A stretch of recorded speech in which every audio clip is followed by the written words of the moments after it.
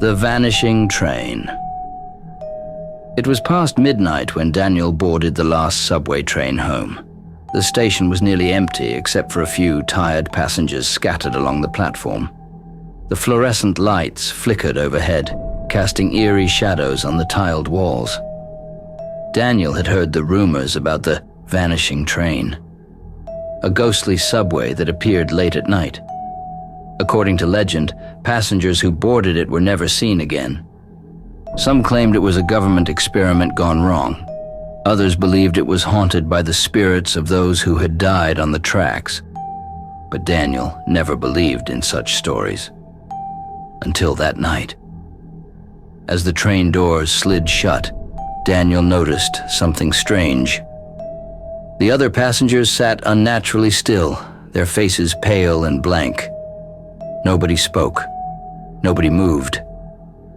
He took a seat near the door, trying to ignore the unsettling silence.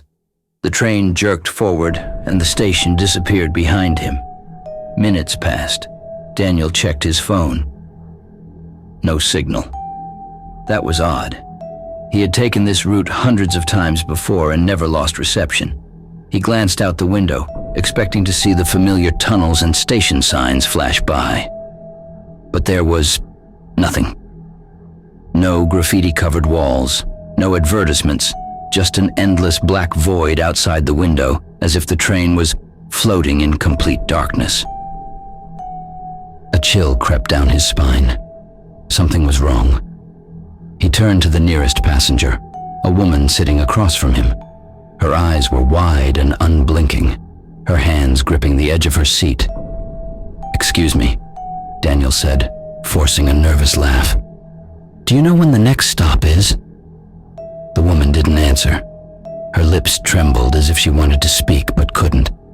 Then the lights flickered, and for a split second, Daniel saw them.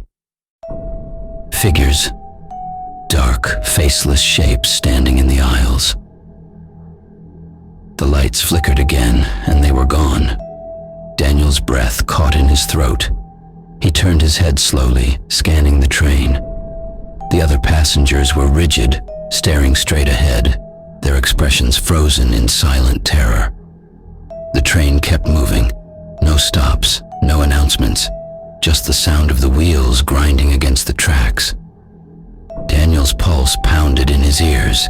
He pressed the emergency stop button. Nothing happened. He rushed to the door, trying to pry it open, but it wouldn't budge. And then a low whisper filled the air. At first, it was faint, barely a murmur.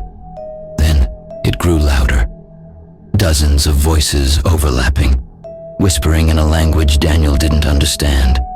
The sound crawled into his ears, into his mind, filling him with a cold, suffocating fear. The lights flickered again, and now, the faceless figures were closer, standing in the aisles, watching him. Daniel's heart slammed against his ribs. He stumbled backward, pressing himself against the door. The whispers turned into hissing, growing louder and louder until they became a deafening roar. Then, silence. The train stopped. The doors slid open. A dark station lay ahead, its platform cracked and crumbling with age. The air smelled of rust and decay. There were no signs, no people, just an empty, endless tunnel stretching into the blackness. Daniel turned back. The train was gone. He was alone, somewhere deep underground, lost, and the whispers began again. Could this happen in your city?